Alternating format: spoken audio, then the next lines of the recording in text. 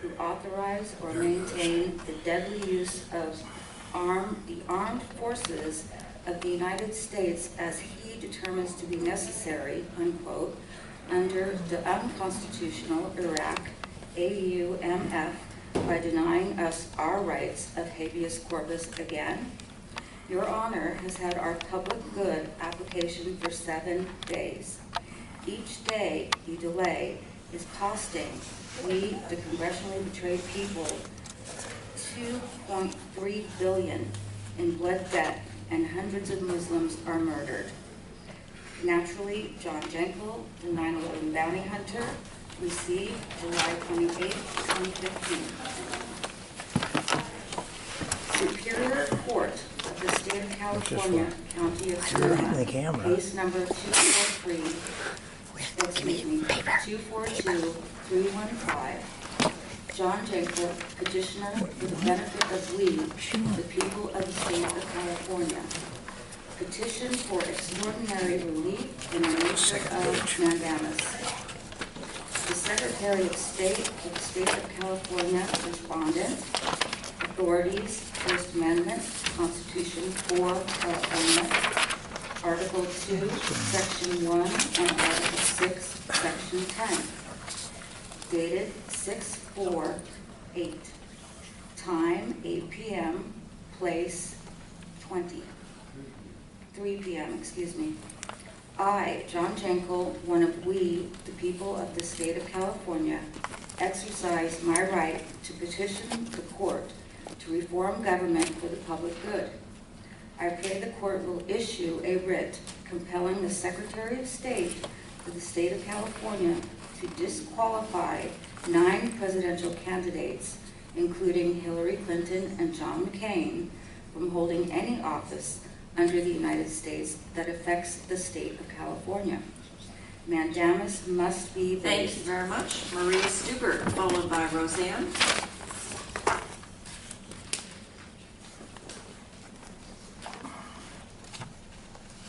Good afternoon. I'm going to continue where she left off.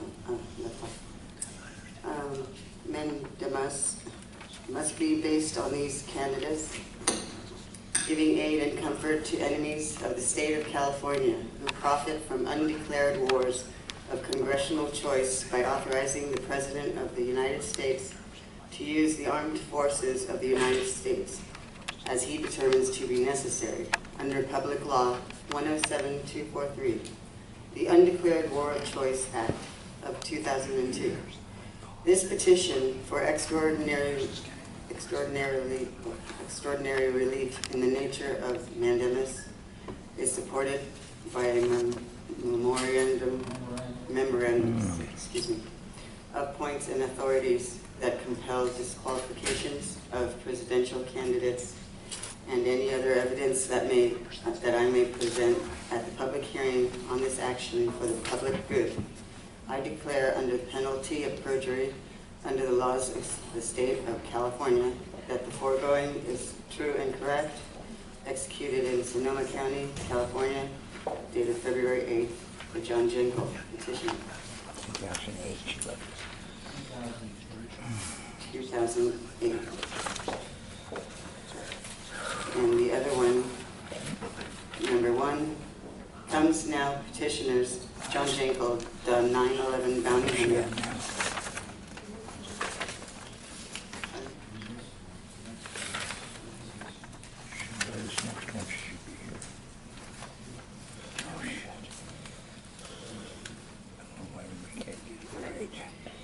Petitioner applies to this court ex parte to advance the 3:00 p.m. November 18th, 2008 hearing on this mandamus matter to within 7 days of this date and to request leave to second amend his filing.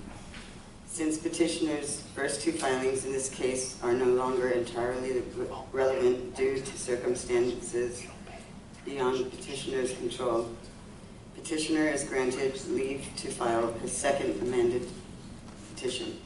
Good cause of hearing. The hearing on this matter is set for November 18th, 2008. It is advanced to October 2008. Denied.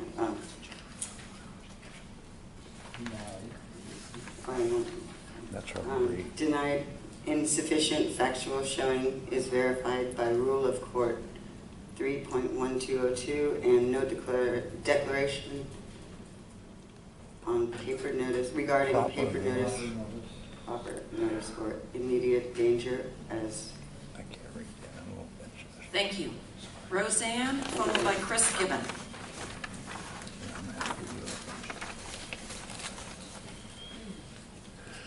Good afternoon.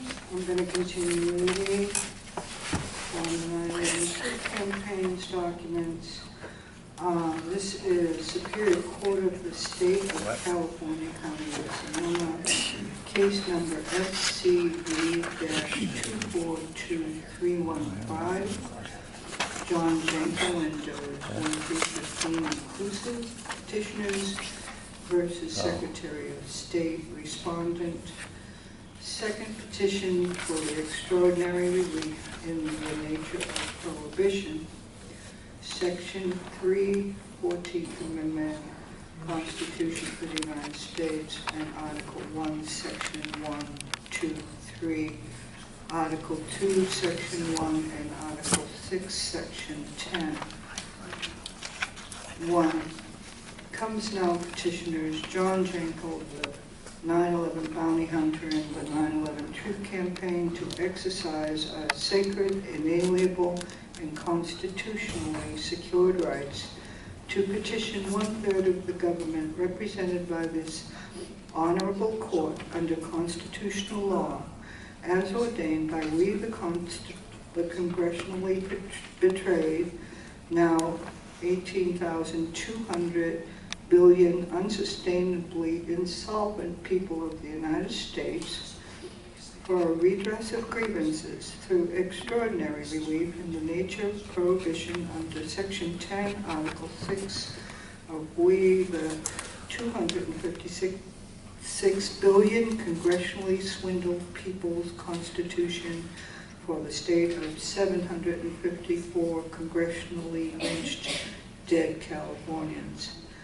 2. We hereby exercise our sacred, inalienable, inviolate, and constitutionally secured rights, which are protected by the supreme law of our land and guaranteed by the supreme law of this state.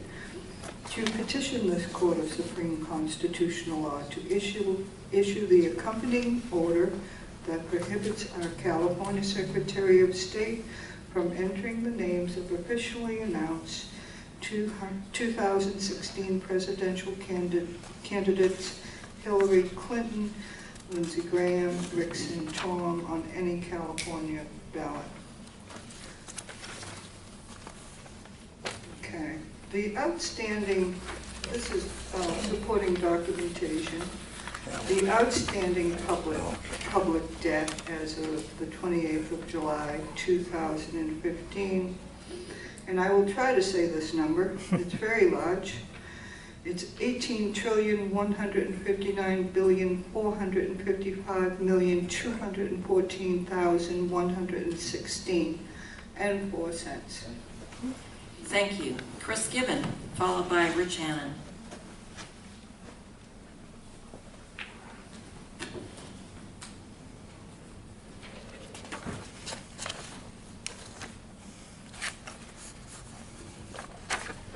The estimated population of the United States is 321,067,860 people. So each citizen's share of this debt is $56,559.55. The national debt has continued to increase an average of $2.03 billion per day since September 30th, 2012. Concerned? Then tell Congress and the White House. Do you have any questions about the national debt or this debt clock?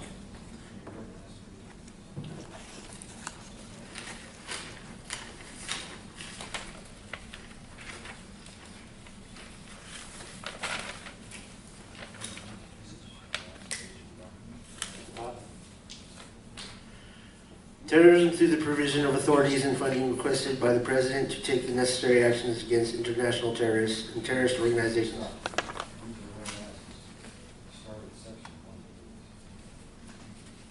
Section 1, short title. This joint resolution may be cited as the authorization for the use of military force against Iraq Resolution 2002, page 116, statute 1501. Section 2, support for United States diplomatic efforts. Congress of the United States supports the efforts by the President to, 1, strictly enforce through the United Nations Security Council all relevant Security Council resolutions regarding Iraq and encourage him in those efforts. And 2, obtain prompt and decisive action by the Security Council to ensure that Iraq abandons its strategy of delay, evasion, and non-compliance, and promptly and strictly complies with all relevant Security Council resolutions regarding Iraq. Section 3, authorization for use of United States Armed Forces. A, authorization. The President is authorized to use the armed forces of the United States as he determines to be necessary and appropriate in order to, 1, defend the national security of the United States against the continuing threat posed by Iraq. 2, enforce all relevant United Nations Security Council resolutions regarding Iraq. And 3, commit treason.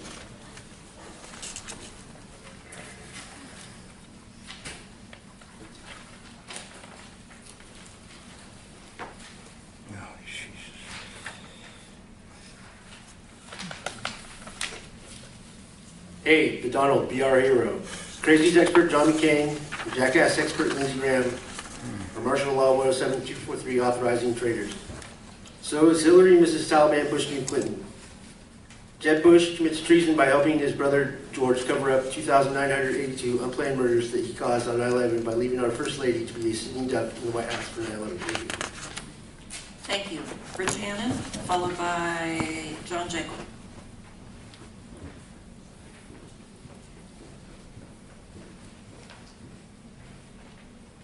I'm going to take it up where Chris left off. All give aid and comfort to enemies, foreign and domestic, at the expense of weak or congressionally betrayed people. All deserve death penalties by public hangings.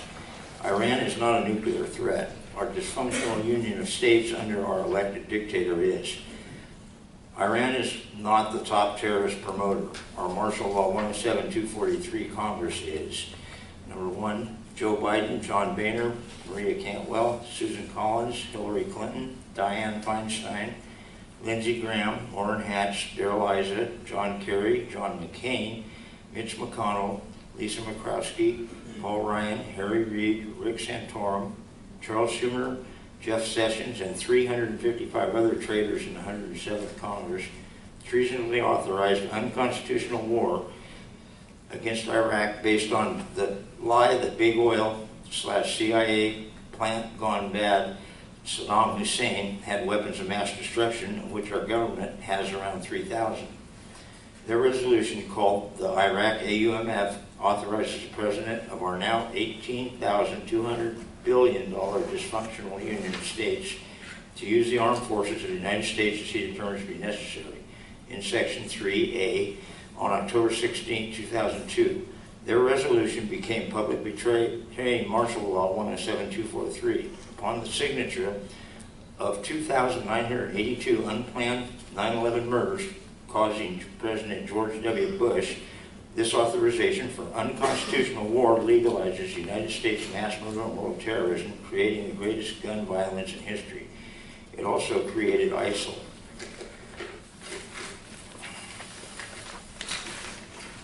Number 5. Oh, excuse me. I got it. It's too slow. Number 2. Since October 16, 2002, you and all of we, the congressionally betrayed people, have suffered under the use of the armed forces of the United States under Section 3A of Martial Law 107243 as an elected dictator determines to be necessary. This fascist law aborts our Constitution and transforms our Republican form of government into the police state of America under Martial Law 107243. 4,493 God-fearing Americans troops have been congressionally lynched, and over 1,000 billion of we, the congressionally betrayed people's taxes, have been squandered to mass murder over 800,000 Muslim civilians. This triggered ISIL. Number 3, on February 11, 2015, our unaffordable President Obama scam petitioned Congress to repeal Martial Law 117243 in his proposed and unconstitutional ISIL AUMF. Thank you. John Jankel, followed by Colleen Fernald.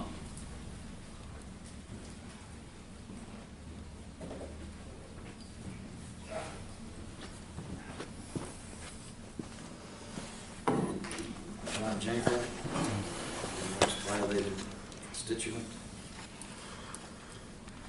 your most violated living constituent. Your mischief has caused murders, and they're listed in here.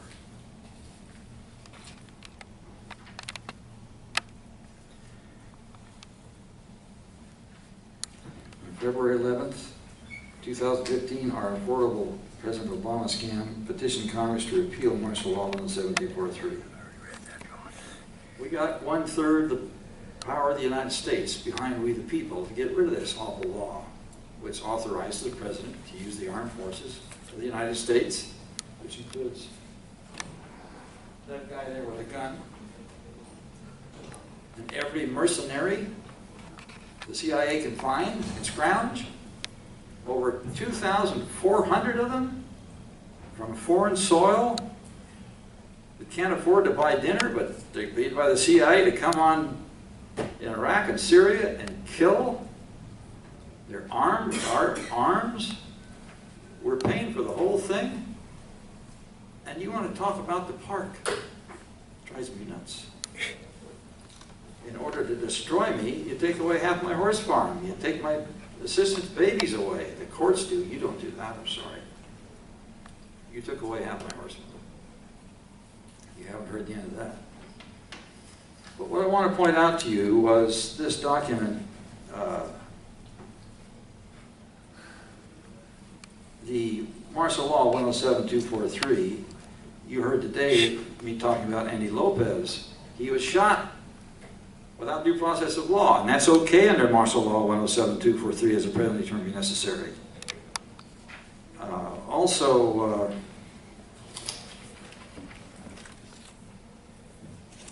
Megan May Chow was snuffed in Santa Rosa. Her car was found in the Santa Rosa Junior College parking lot. She's a Stanford grad student. I've only got 48 seconds to tell you this.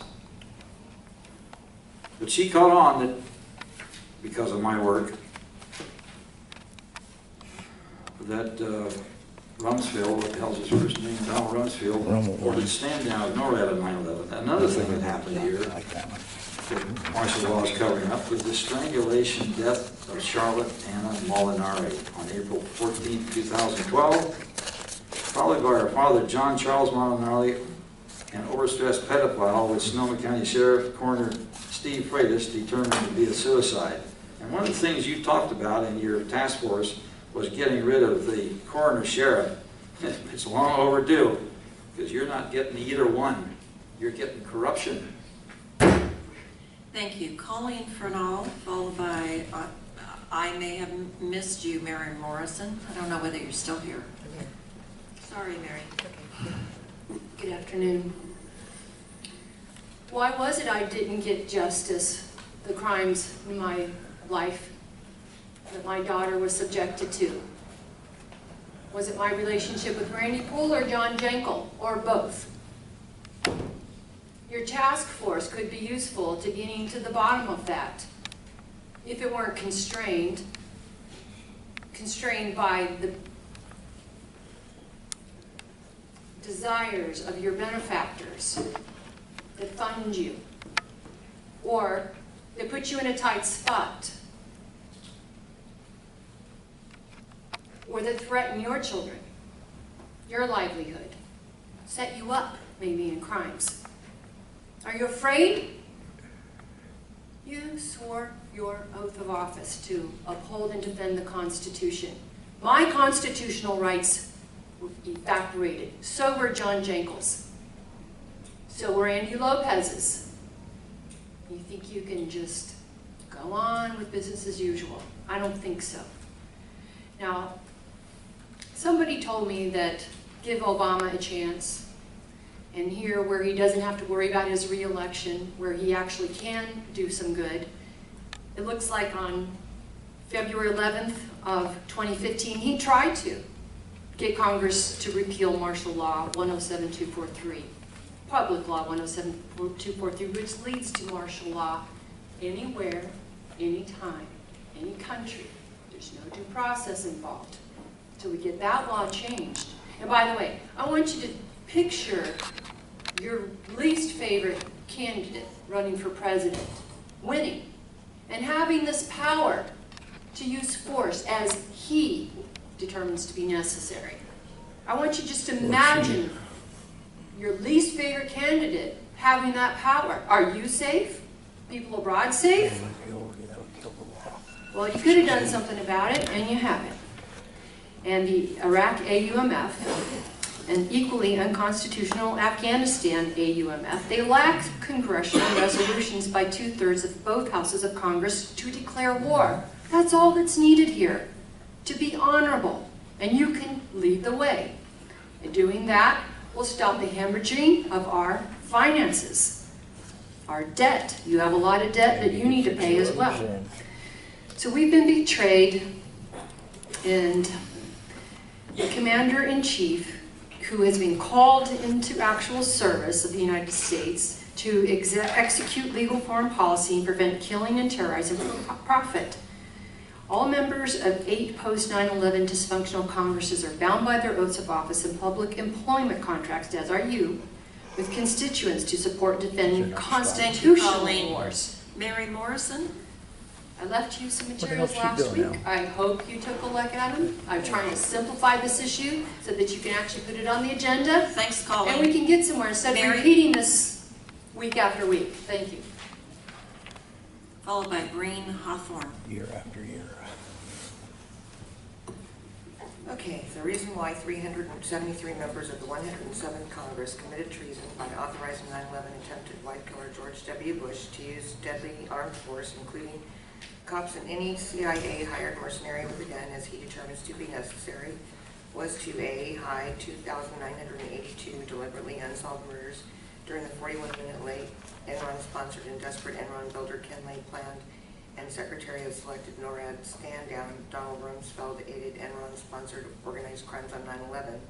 B, to hide the 2,982 deliberately unsolved murders during the 41-minute late Enron-sponsored and desperate Enron builder Ken Lay planned and Secretary of Selected NORAD stand-down Donald Rumsfeld-aided Enron-sponsored organized crimes on 9/11 were exploited by World Trade Center principal Larry Silverstein in a $4.6 billion blood debt terrorist insurance scam that murdered 2,749 innocent New York victims on 9/11. C, to hide that A and B were exploited after 9/11 by a $37 billion terrorist insurance scam run by funny-tailed NetJet destroying C's Candyman Warren Buffett. D, to hide that the Pentagon Office of Naval Intelligence was attacked by a remote-controlled, AWACS-controlled F-16 and its missile on 9/11. E, to hide that 41-minute late Al-Qaeda Martyrdom Battalion suicide bomber hijacked 41-minute late United Airlines Flight 93 was shot down by U.S. Air Force Major Britt Gibney with a Sidewinder missile under an order by 9/11 attempted wife killer President Bush from Air Force One. The missile that destroyed all evidence and witnesses of presidential attempted wife killing blew off an entire engine. F, to hide that Enron exploited and trained 25 Al-Qaeda Martyrdom Battalion suicide bombers to hijack 6 domestic airliners on 9/11. NORAD intercepted only 2 that were forced to land in Canada. 5 of the 6 hijacked flights were primarily designed to distract from hijacked Flight 93 so that it could be flown into the world's most heavily guarded airspace over the White House and painlessly take out the intended targets of 9/11 as desperate Enron builder Ken Lay planned 9/11 so that all 25 sexually starved suicide bombers could gain paradise and 72 virgins.